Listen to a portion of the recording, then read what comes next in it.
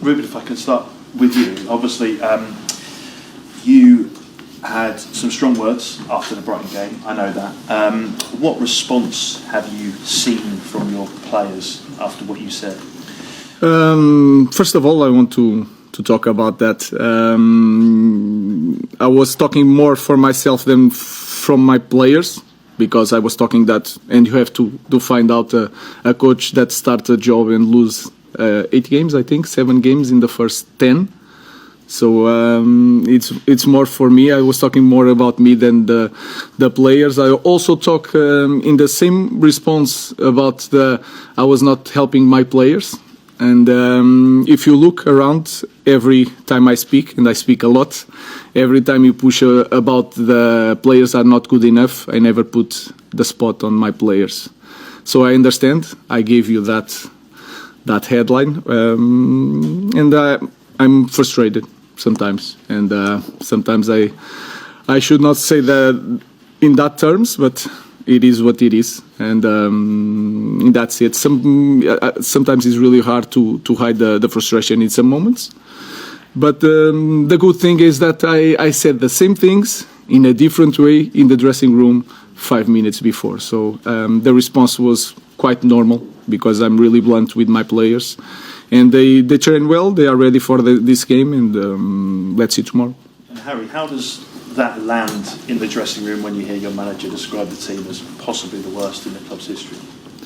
No, I think as players, obviously after the game, we was really frustrated, disappointed, coming off the back of a good away performance and then beating Southampton. Going into the game, we was confident, and we felt like we had the belief that we can go and beat Brighton, and ultimately we didn't perform well enough on the day.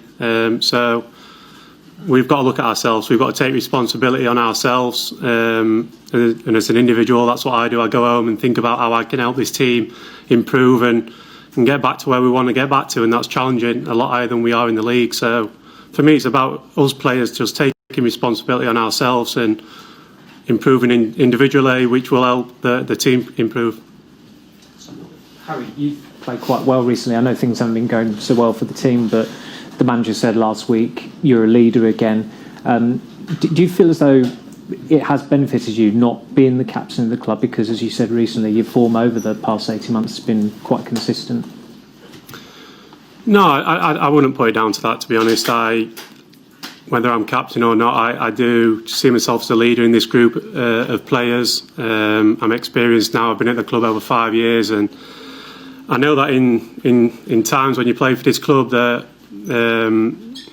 there's so many ups and downs, and every game that you lose, there's a lot of scrutiny on the players, and players get targeted, and I think that's part and parcel of playing for this club. You've got to accept and take the responsibility on, and I think, look, I look at previous players, and I spoke about this before, the likes of players like Wayne Rooney and David Beckham. They had large amount of scrutiny on them, and they was world-class players. So if it can happen to them, it can happen to anybody, and it's part and parcel of playing for this club. And listen, playing for this club's a huge privilege and a huge honour, and I wouldn't change it for anything. Just regarding that scrutiny, I mean, Joshua Zirkzee had some dreadful stick a few weeks ago, and he's played well since. Did you ever speak to him, because you've been through similar experiences at times? No, I sent him a message privately after the game. But listen, Josh is a good player. You don't play for this club if you're not a good player. He's got to bring that belief out and that confidence out in himself. And I always say in football, there's always another game, and there's always a next opportunity. And with Josh obviously coming on against Arsenal, he really changed the game for us. And then to score that winning penalty, probably give him a lot of confidence and belief that he belongs at this club. So the fans have been brilliant with him.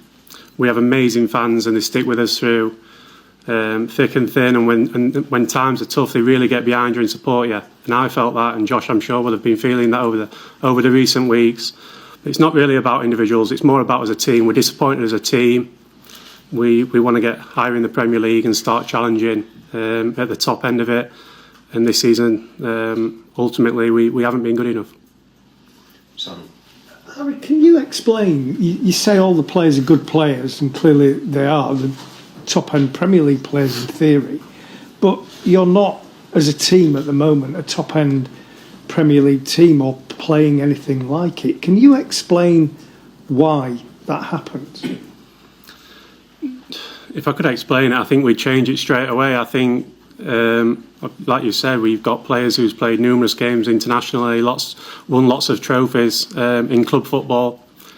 But at the moment, we're not playing well enough as a team, and the league table shows that. So I can only keep going on about it. We've got to take responsibility on as players. We've got to stop looking for excuses and blaming things. And it's really important that as an individual, you improve yourself, you come into training, you give absolute everything, and that's only what we can do. Ruben, I take on board what you said right at the start, but if you're taking responsibility away from the players, then you put it on you, and someone has to take responsibility for the fact that Manchester United are 14th in the... I'm not taking responsibility from the players. What I'm saying that is the message that you guys show was that I was putting on the players. What I was saying is that you have to look really hard to find the team of Manchester United in 10 games that lose 7 games.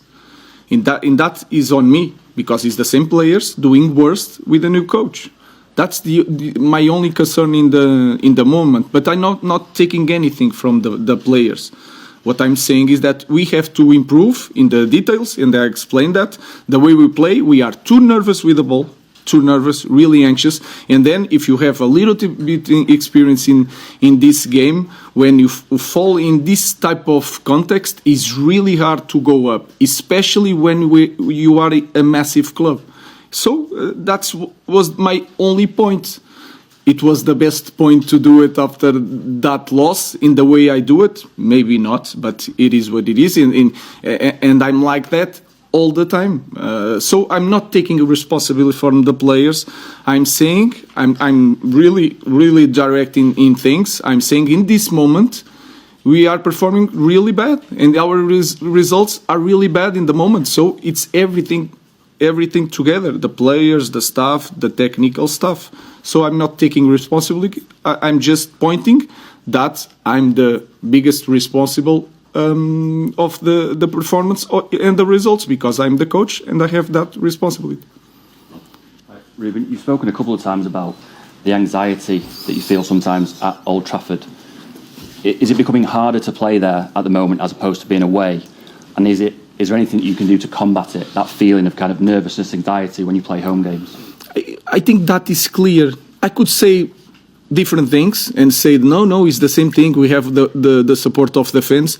No, we are more nervous playing at home than away, because we lost a lot of games, like 4 games in 5. So it's getting harder. What we can improve, I think, if we don't suffer the first goal, like in the 4th minute, and I remember like it's 4th minute, 10 minute, 15 minutes, and then it's really hard to calm down the team. So we need, the first thing in my mind is they cannot score. We need to score the first one. If we score the first one, I think that will change and we will play better at home in the beginning. So that's it. I think it's really clear. We are really anxious playing, especially at home, and we are suffering goals, and then it's really hard. So I think it's clear for everybody that is getting harder to play at Old Trafford. Jamie. I think you said previously, a couple of weeks back, there's a storm coming, yes? So it's fair to say you're in the storm, yeah? Can it get any worse for you, for this team, in terms of your position, your performances, the results? Can there be thunder and lightning in the storm? I think the most important thing is to think that we can improve right away in the next match, and then it's like that. The football can change like that. We can have a lot of ideas in thinking that it's getting worse for that reason or the other reason. Imagine that tomorrow we don't suffer a goal in the beginning and we score and we play well, and then we go to Fulham and you can win it. That will change even the environment here and everything. So I don't know. What I knew since the first day is that when I arrived and I see it, I understood that changing things, we are going to suffer. For me, it was really clear. But in this moment, I don't want to say that it's going to take a lot of time. It's getting really hard, and and you guys are here for a long time, and you get loss after loss is really hard for everybody, and I know that. Sometimes I show that frustration, but I don't know. We can change that tomorrow. So may I just ask you both this next question, please? You just mentioned it again then, that you're really nervous. As a player, does that help you to hear your head coach say, you and other players are nervous? No, I think we spoke about the first goal at Old Trafford, and it's not teams are coming to Old Trafford and opening us up and tactically breaking us down. I think anybody who was at the game against Brighton, it was a 50-50 game. It could have gone either way, and we gave them a goal early on, which we knew we had to stop. We spoke about it in the pre-match. So we've got to stop giving away that first goal. That's the first and foremost thing. I think the first goal against Nottingham Forest, against Bournemouth, was a set play. The first goal against Southampton was a set play. So these aren't things that what are tactically a problem. These are things where you've got to go into the game and be focused and mentally ready to go and win a football matches. And football matches are sometimes defined on small margins, and at the moment we're not getting them small margins because we're not mentally focused enough to make sure that they go our way. So we know things can turn, and like the boss has said, tomorrow's an opportunity for our players to go out there, put on a performance and get the win, and then go into Sunday. But yeah, of course, we take each game as it comes, starting with tomorrow, and tomorrow's another opportunity for us to make sure that we move on from Brighton and put things right. I didn't say I was nervous. I said the team was nervous. I was frustrated. Frustrated is different from nervous. And if you say it's good for the players to see the coach frustrated, maybe not. But I didn't say I was nervous. You're saying your players are nervous. We are nervous. Yeah. As a team, because it's always we. Does that help the team to sort of put that thought into their head? No. I'm saying the obviously. If you want, I can be delusional and say different things. Right. I say it as I saw it, and I said to the players, and I said to you, I think it's a good thing to be really honest with you. If you want me to say different things, you saw one thing, I saw one thing, and I tell you a different thing, I can start to do it. It's easier for me. But what I'm saying is that, and they know. And you can understand the game. If you are in the stadium, you can understand. So let's face it and work on it. But I'm not nervous. I'm frustrated. You mentioned in the dressing room after the Brighton game saying these kind of things to the players directly. I'm right in saying that usually you don't say anything, you wait until the next morning. Why did you change your methods for that game, and do you sometimes feel that you need to, I don't know, you said you want to shock the club, shock the players. Was that a moment where you were doing that? No, it was not. I didn't think. That's why. I'm a young guy and sometimes I make a mistake, and that's why I don't talk about after the game.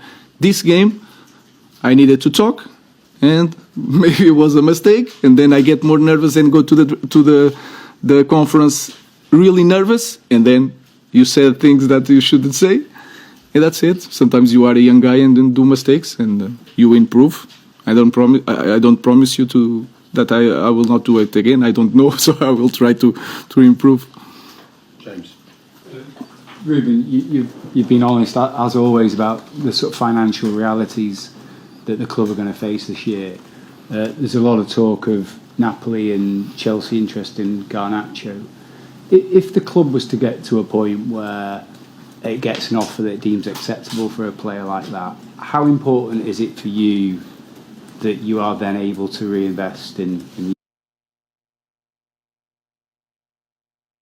use that money? Guys, I understand the question. Let's focus on the game. I don't want to talk about that, especially before a game. Our focus is that our players are here to play. We need to improve. We need to win games to have that feeling of winning. It's really important for us, so let's focus on that today. Let's take a last question from the Scottish press. Just a question for both gentlemen, please. Just what do you expect from Rangers tomorrow night? No, I think we expect a tough game. We know they're going to come here and give everything. They're going to be followed with great support. And I think they've done extremely well in the competition. So, no, we expect a tough game, but I think our focus on ourselves, making sure that we perform on the back of a bad defeat at the weekend, and we'll go there with confidence that we can perform and get the 3 points. We expect, like Harry said, a tough match, a lot of physicality during the game. I know that some players, important players from Rangers that don't play, and we have to know the new players to understand the way they play. With the fullbacks are really high on the pitch. They have talented to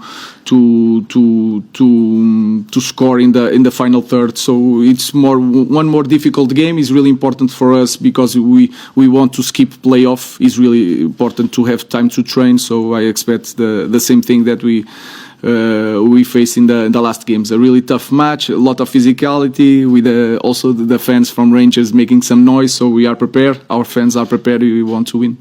Just one last one from Scotland.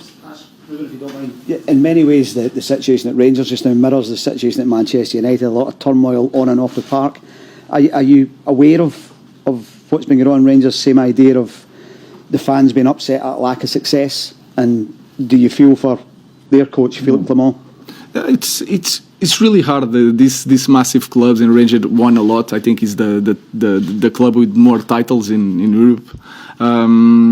So it's really hard in these moments for any coach in any club. But I hope to improve my team before, especially tomorrow. So I feel the pain of the Rangers coach. Okay, we'll leave it there. Thank you. Thank you.